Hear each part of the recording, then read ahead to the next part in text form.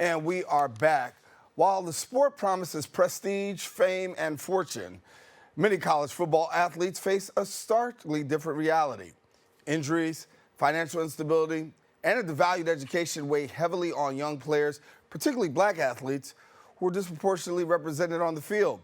Our next guest is a scholar, shining a light on the ways these athletes navigate the exploitive systems that she says shapes their lives. Joining us now is the anthropologist and author of Tackling the Everyday, Dr. Tracie Canada. And Dr. Canada, thank you so much for joining us. Thank you so much for having me. Great. I want to say you take an interesting perspective here when you look at college football, and one that some may, well, we'll get to it. We'll talk about what your critics say, but let's talk about your perspective, really, as when you look at the college football game, you say there's a lot of issues here. Yeah, I do think that there are a ton of issues in college football. But I think that there's a reason why it's happening, right? Like there are a lot of people that are interested in it. There are a lot of people who like to play. There's a very particular affinity to the sport itself. And so it makes sense why it's so popular, why there's so many participants, why we're so invested in it.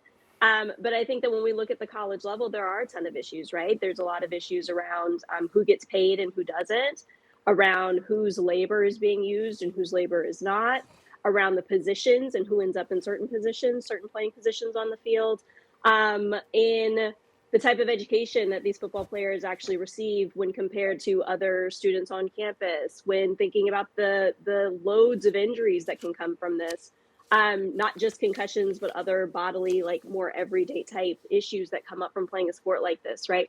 The dynamics between the coaches and the players, the dynamics between the players and the universities, right? There's so many dynamics that come up here that are worthy of study and are interesting to me, at least. But I think that it tells us a lot about this country that we live in. And so that's why I'm very much interested in what sports and specifically football can tell us. So let's give some context here. You've done some research, not some, a lot of research on this particular area. I would never say some. I apologize for that, because anybody who's got a doctorate, Ph.D., and I'm almost there. I know what that's like, so apologies on the You some. know, yeah, You've done yeah. a lot of research, right, in this particular area. But you come to some pretty interesting conclusions. And so I want to get to some of the conclusions that you reach and have a discussion about them. I mean, one of the things is that you talk about the myth of the football family that is just a myth and it's not really a reality. Yeah, so to kind of explain a little bit about what you were bringing up there too, I'm an anthropologist, and the work that I do is ethnographic, which means that I spend immersive time with the people that I write about and the people that I'm interested in, because I want to learn from them about their own experiences, about the ways that they're theorizing their own lives, about what they see, about what they think, about what they're interested in. And so for the work that I do, that means, and has meant over the past almost decade, of spending a lot of time with Black college football players and learning from them, spending times with them in football related spaces, also athletic, just like more general athletic spaces, academic spaces, and more like everyday spaces, right? So when you are with somebody in their every day, for at least a year, you learn a lot about what's going on with them. And then you can also you have ideas about the ways that their individual experiences might connect to other people that you see, right? So then it's no longer anecdotal. Their individual experiences relate to systemic issues or systemic changes, how individuals and structures work together, right? So like that's the type of work that I'm doing to try to better understand the experiences of Black college football players, to then make these larger statements about ideas of kinship, which is what you're asking about now, ideas of care, how race factors in, how gender factors in, labor, right? Like all these bigger issues. So one of the things that I was very much interested in while I was doing research is this idea of the football family, because it's something that's repeated over and over again, right? Like that's a narrative that we hear a lot. Individual teams will use this type of phrasing. The NFL uses it at lots of different instances. And individual teams also have like particular ways that they will talk about their own football family, right? And then the way that I talk about it in the book is certain hashtags. So you'll see college teams post on social media with a hashtag that kind of invokes this idea of a family, right? But coaches use this type of language all of the time. And what I was noticing while I was there is that this is a very particular type of family, right?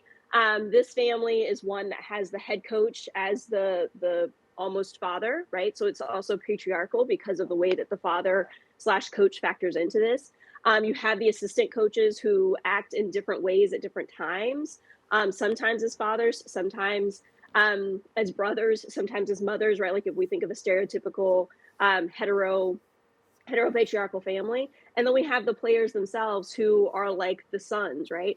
But the way that these dynamics and these relationships between the different people in this family work is that this is a family that is built on trying to get a ton of people invested and caring for one another and trusting in one another, because this football family, this team, needs to win, right? Like college football depends on winning. That's how coaches get paid. That's how you keep seeing them on TV. That's how they stay in the conferences that they're in. That's how they sell tickets, right? Like all of this is based on winning.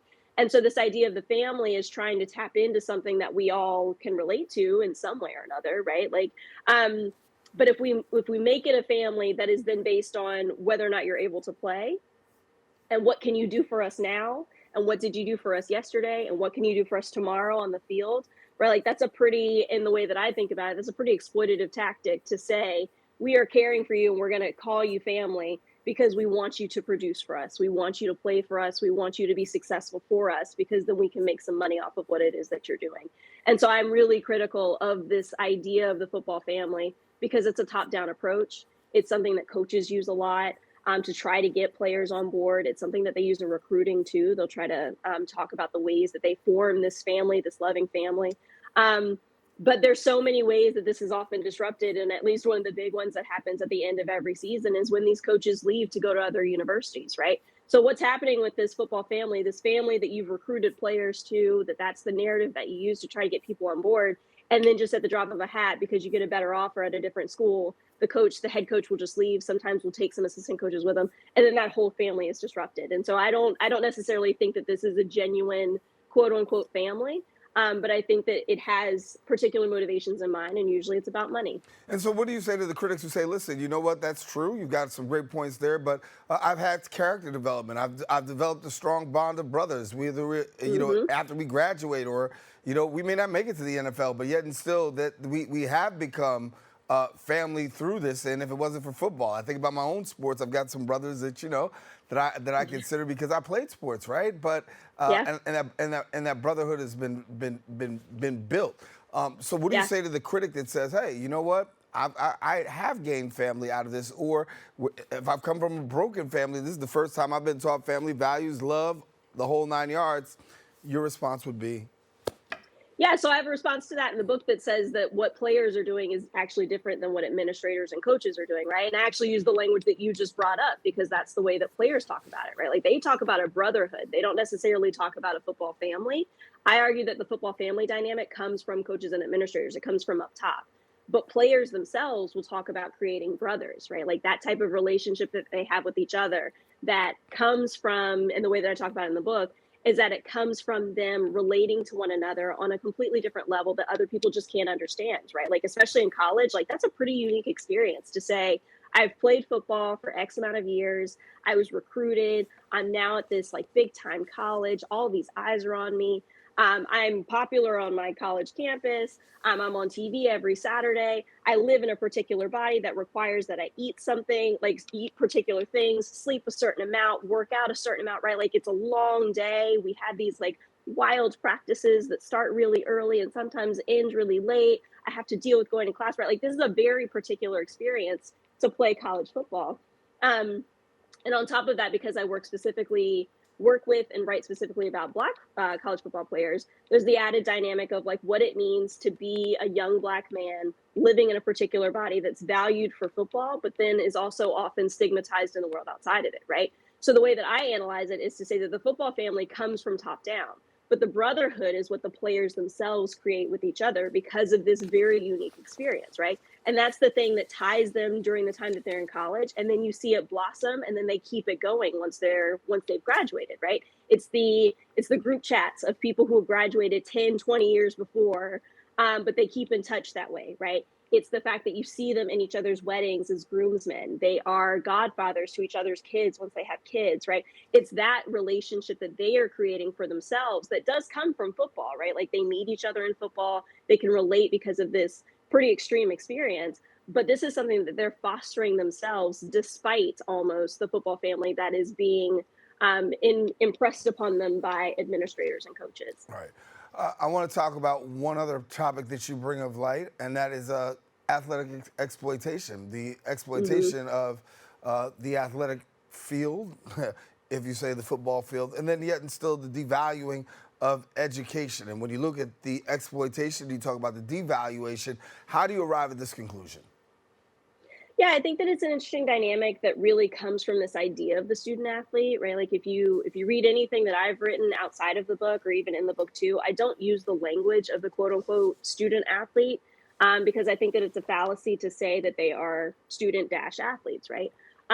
There's something going on here by tying higher education to athletics, right? And the U.S. is the only place that does that. So we have a very unique athletic system specifically through college sports that ties these two things together, right? But if we look at what happens when a football player is recruited to come play at a university in the Power Five or Four, depending on how we're talking about it now, because that's where I focus my attention for my research, right? If we look at what's happening in the everyday of the football player, so much time is spent on football, and there are ways that academics are put in the background to foreground football and sport itself, right? And I only talk about football, but there are other sports that the exact same dynamic happens, right?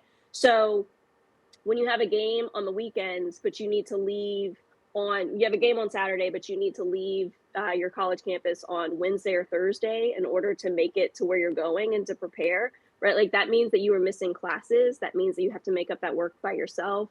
That means that you're not in a class with other students to learn from the professor at the same time, right? If you have a very particular schedule, that means that you have practice every day at whatever time and it lasts however many hours, which means that there are certain classes on that college campus that you just don't have access to. That might limit what classes you can take. That might limit the order in which you take your classes. That might also limit the majors that you have access to, right? Like because some majors might have labs that meet at a certain time and you have to be there, but that interferes with football. That class might have some type of extracurricular component, right, that happens outside of the classroom, but you can't participate because you're in season or because it just interferes with other activities that football has said that you need to attend, and those come first, right?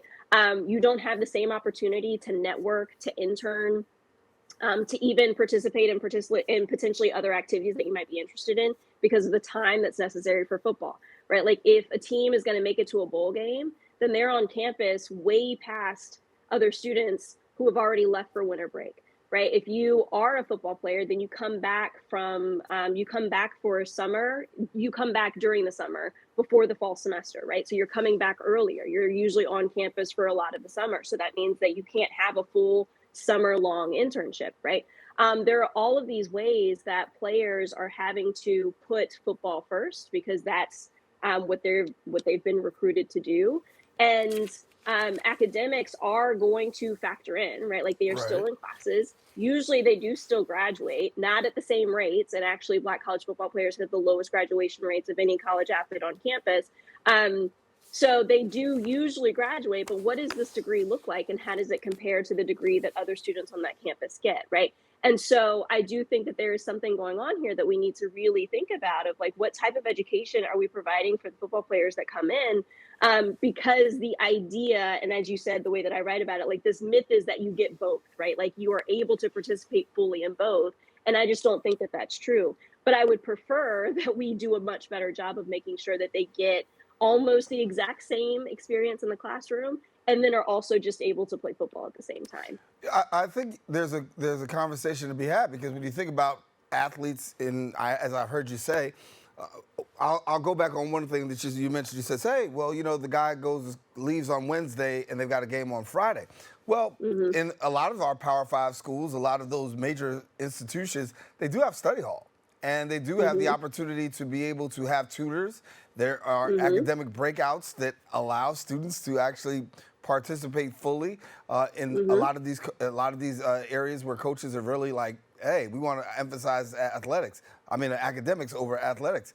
You do see that there's this taking care of the student because they do in a lot of places do put the student above the athlete. And I know that there's examples on both sides of the coin where you can say it didn't really work like that.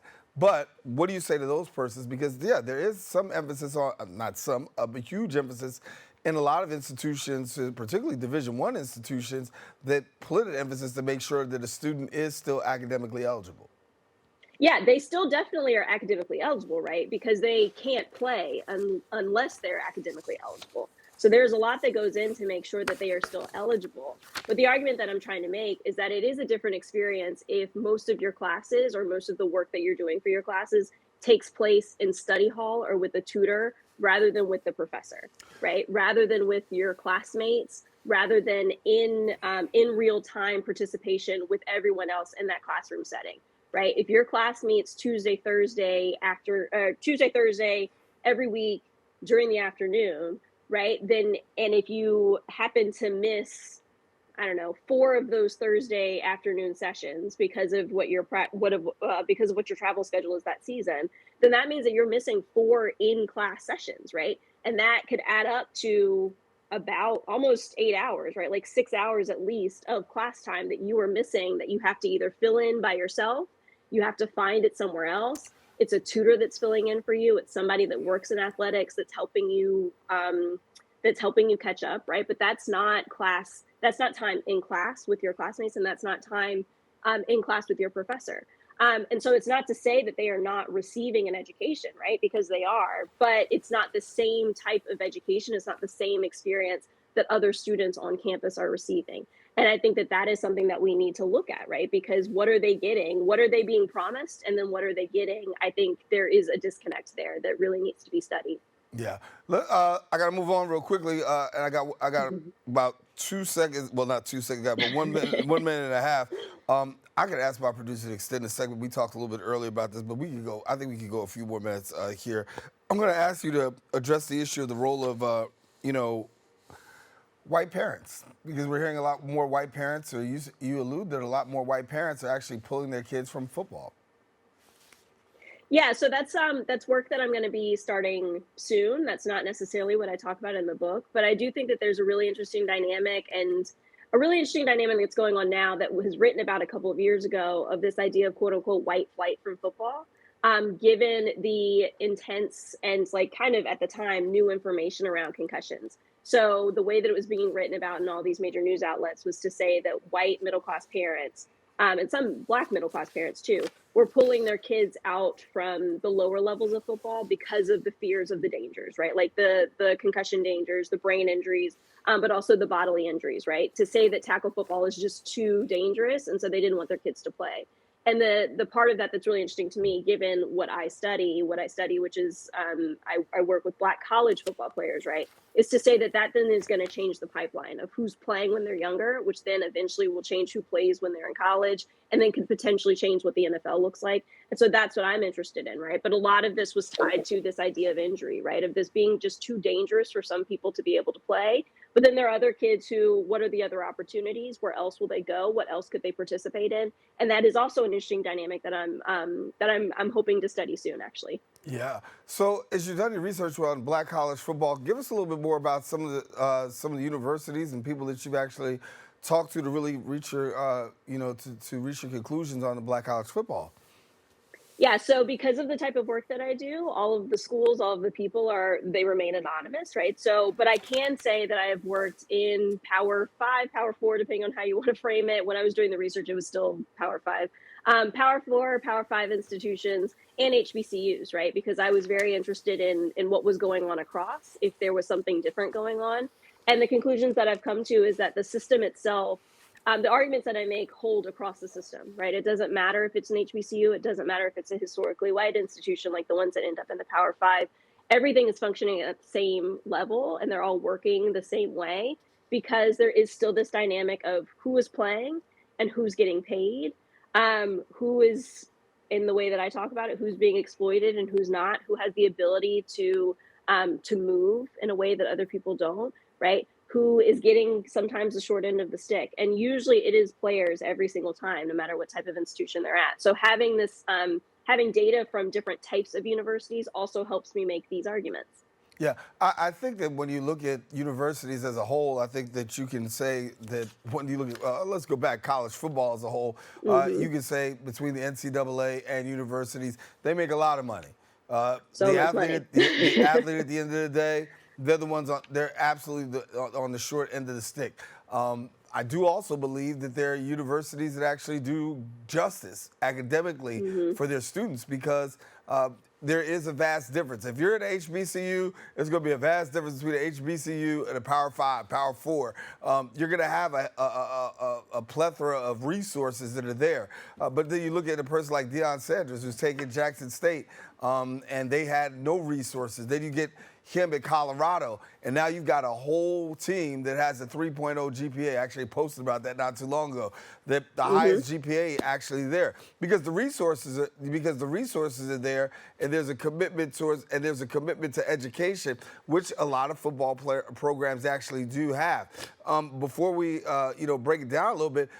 If there's some things that you would like to see and recommendations, how would you recommend that we can fix the exploitation and the devaluation of black athletes, black Yeah, football so I do athletes? think that I think there's lots of ways that we could look at this, right? Like, so one, NIL wasn't a thing when I was doing the research that I was doing, right? Like, I was, That's this huge, immersive work yeah. was done in 2017-18. So NIL is a step in the right direction, right? But actually, NIL just gives back rights to athletes on college campuses that everyone else already had. So we're going in the right direction, but it's definitely not enough, I don't think. I think that these talks about allowing athletes to unionize, I think, is really important. I think the talks about athletes across universities networking and talking to each other and figuring out what's happening on their individual campuses to then potentially collaborate, I think, is important. All of these conversations and lawsuits right now happening, the settlements with the NCAA, a lot of them around revenue sharing, I think is also a step in the right direction because that is redirecting where funds are going, right? Like now athletes will be better partners in this. I think that these conversations around the transfer portal are also important because that means that athletes can move their labor around, right? Like there is a particular value that they have. And so now they have more agency in that decision of whether or not they want to stay. But I also think that conversations around, like, as an example, like insurance for athletes past the time that they graduate, so that if they incur any injury in school, then they can still take care of themselves once they've graduated, right? Like that's not a financial burden on them. I think that's an important argument too, right? Like I think that increasing the opportunities for networking, because not everyone is going to be a professional football player once they graduate. Actually, the NCAA likes to say that 98% of their athletes are going to go pro in something other than their sport. So when potentially 98% of football players are not going to make it to the NFL, what are they going to do? We need to have a better system in place to make sure that they have jobs and careers once they graduate, right? That not everything is focused on football, so they have opportunities beyond that. And I think the injury part of it is also important, not just the insurance, but to take care of them in a particular way to make sure that they have like fully, at least potentially fully functioning bodies when they graduate, right? Because this wearing down of the body that happens while they're playing is really important and does impact them as they get older, right? So like being more attentive to what is happening on the field, right? So some of these equipment changes that are going on, some of these helmet changes that are happening, I think are also important conversations because then that will have lasting impacts past the 4 or 5 years that they're in college. Yeah, gotta leave it there. But I do want to tell you guys. Oh, I do have 2 minutes. They're telling me, so I can get another one in real quick. So remember, Okay. we only have 2 minutes. So for people who want to get your work, see your work, be a part of it, talk about where they can find you, what you can do, Yeah. what they can do, So I should right say. here is my book. It's called Tackling the Everyday: Race and Nation in Big Time College Football. It's published by the University of California Press, so you can find them online, but also anywhere that you buy books, you can probably find it online. If you're interested in my work, because I write for academic outlets, right, a university press for academic journals, but I also write op-eds, and I'm involved with lots of podcasting. So if you're interested in my work just generally, you can find me online at www.traciecanada.com. All right. Well, Tracie, I do want to thank you for joining us and spending the time with us. Great conversation. Got to bring it back so we can talk a little bit more. I know you got some stuff that's on the horizon, too. Tell us what's Yeah. on the horizon, too, because I do want our viewers to have an opportunity to know. Yeah, I appreciate that. So the first thing is that I'm directing a lab at Duke. That's where I'm a professor now. It's called the Hearts Lab, Health, Ethnography, and Race Through Sports Lab. So take a look at what it is that we're doing. We're also online and follow us. And then, as I mentioned, I have this upcoming project about concussions and injuries and how that's changing the pipeline, the younger players that are playing. So I have a project that's working now in high schools. So that should be coming out soon. Well, that's great. Well, we appreciate having you. Certainly come on back and see us again. Thank you so much. All righty, Dr. Tracie Canada, anthropologist and author of Tackling the Everyday. Been a pleasure having her here. Listen, we are going to take a quick break, but guess what? We'll have more right after this.